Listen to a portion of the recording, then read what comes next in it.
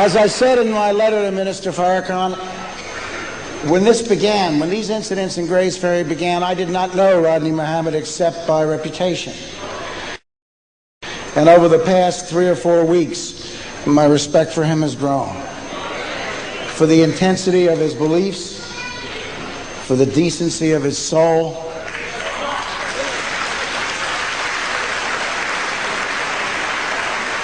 and for the strength of his courage.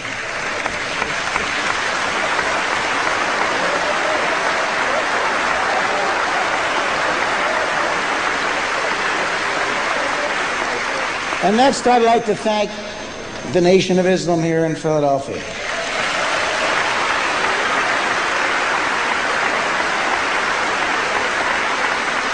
To thank you for what you stand for, and for what you stand for all the good it does to so many people in Philadelphia.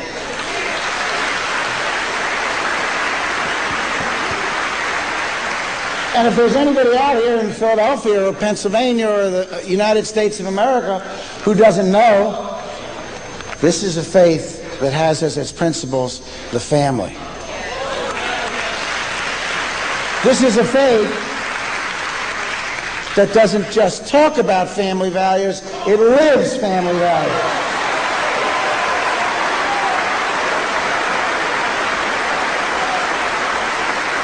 This is a faith where men respect their women and children, and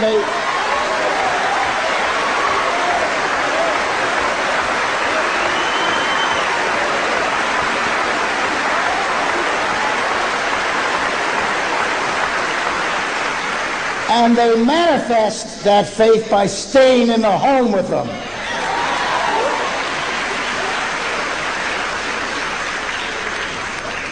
This is a faith that doesn't just talk about being against drugs, but is out there every single day and night fighting against drugs.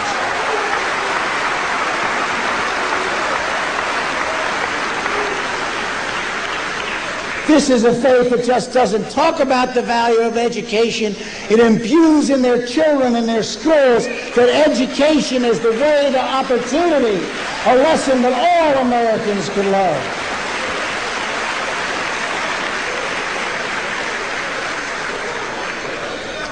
And above and beyond all of those thank yous, I want to thank each and every one of you for being here. Not just the people up here and the people down there who had a chance to speak, but each and every one of you for being here.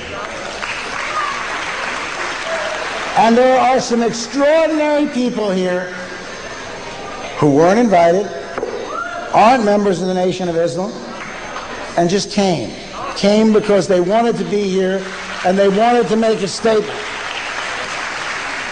And I don't want to take the risk of singling out people because we could be here forever, but two are exceptional enough, and I didn't expect to see them here, and I want to mention them. One is Bob Butera, the director of our convention center. Bob is in the 4th row, didn't have to be here, not his fight. Many people he knows wouldn't be here for $1,000, and yet Bob came. The other is Dr. Fred Capshaw, who stands before me, the leader of our community college, who understands by the diversity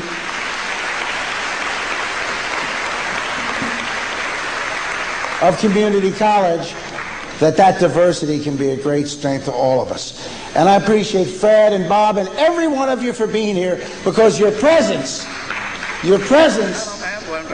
speaks louder than all the words we can say. Your presence shows that you care about talking about our differences, trying to do something about our differences, about taking the next step on the long road to ending racism and bigotry, not just in Philadelphia, but throughout the United States of America. And let me tell you, the events that led up to us being here and the controversy that has surrounded calling this simple all-faith service should show us that we've got a lot of work to do. And you know, all of us have to learn to live together, whether it's in the narrow streets of Grays Ferry, in other neighborhoods here in Philadelphia, on the troubled streets of Chicago, New York, and LA, and yes, Philadelphia is not alone, or in every community in America. We have to come to grips with one of the central problems facing our country. And you know, there were many people who told myself and Council President Street and others that we were running a great risk sharing this platform today with the Nation of Islam. But you know, I know, and everyone here knows, the terrible toll that racism has taken in our cities. And we know that the real risk is by not being willing to talk about our differences and try to make progress.